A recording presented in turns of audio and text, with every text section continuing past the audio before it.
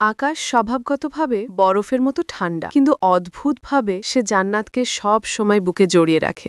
বাইরে আকাশের পছন্দের আরেকজন থাকলেও তবু সে কোনোভাবেই জান্নাতকে ছাড়তে রাজি না। শুধু আঙুল বাঁকিয়ে সামান্য ছুঁয়ে দিলেই আকাশ ডুবে যায় তার কোমল সুবাসে। খাবারে বিষ থাকুক বা না থাকুক সে খেতে রাজি, বিন্দুমাত্র দ্বিধা নেই। কিন্তু আজ সকালে চোখের সামনে জান্নাতকে এক হতচ্ছাড়া পুরুষের সঙ্গে জড়িয়ে ধরতে দেখে আকাশ পুরোপুরি ভেঙে পড়ে। কি করলে তুমি? সত্যিকারের মন দিয়ে তোমাকে ভালোবাসি।